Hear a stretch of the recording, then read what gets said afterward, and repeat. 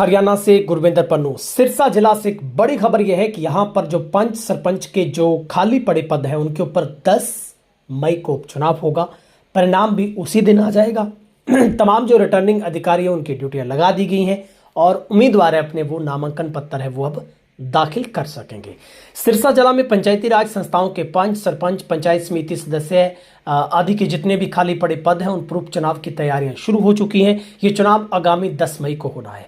इसको लेकर जिला प्रशासन ने रिटर्निंग अधिकारी, सहायक रिटर्निंग अधिकारियों की नियुक्ति कर दी है। उपचुनाव करवाएंगे।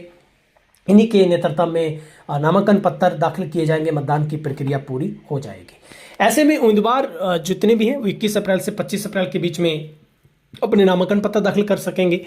मतदान 10 मई को होगा। पंचायती राज संस्थाओं की मतगणना मतदान समाप्त होने के तुरंत बाद होगी या पुनः मतदान की स्थिति में आवश्यकता अनुसार 22 मई को संपन्न करवा जा सकता है। पंचायत समिति की ओर से पिछले कई दिनों से उपचुनाव करवाने की मांग थी। ये पद काफी समय से खाली पड़े थे।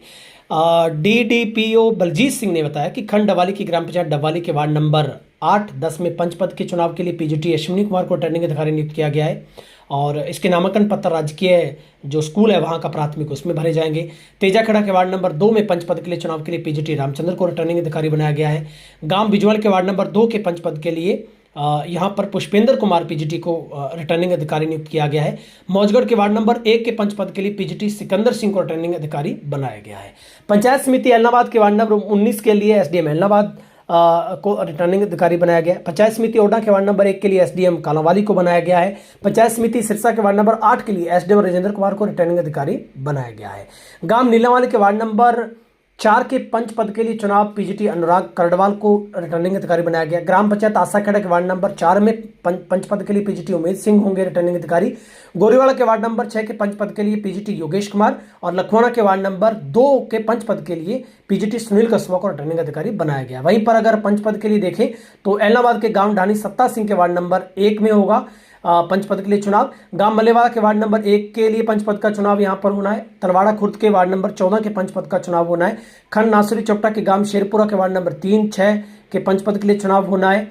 और इसके अलावा खंड ओढ़ा के गांव सिंहपुरा के वार्ड नंबर 6 के लिए पंच पद के लिए चुनाव होना है। गांव चिकेरिया के वार्ड नंबर 3 के लिए, खंडरानिया के गांव गिंदड़ावाली के वार्ड नंबर 4 के लिए, ग्राम पंचायत धोतर के वार्ड नंबर 6 के लिए पंच पद है।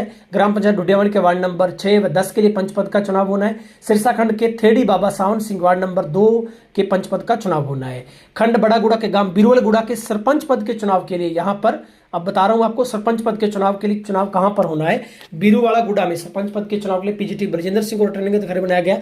गांव मल्लड़ में सरपंच पद के लिए चुनाव होना है और खंड रानिया के गांव दमोड़ी खेड़ी में सरपंच पद के लिए चुनाव होना है और वहीं पर गांव चिलकनी ढाम के लिए भी सरपंच पद के लिए चुनाव होना है। तो प्रशासन के अनुसार उम्मीदवार 21 से 25 अप्रैल तक सुबह 11 से 3 बजे तक अपना नामांकन पत्र दाखिल करेंगे। नामांकन पत्रों की जांच 27 अप्रैल को होगी, 11 बजे तक की जाएगी। 28 अप्रैल को उम्मीदवार 3 बजे तक अपना नाम वापस ले सकते हैं और इस दिन नाम वापसी के बाद प्रत्याशियों को चुनाव चिन्ह भी आवंटित किया जाएगा। 10 मई रविवार सुबह 8 से लेकर शाम 6 बजे तक मतदान होगा। उसी दिन मतगणना होगी और नतीजे घोषित कर दिए जाएंगे। क्या नतीजे होंगे वो भी तेज पर आपको बताए जाएंगे।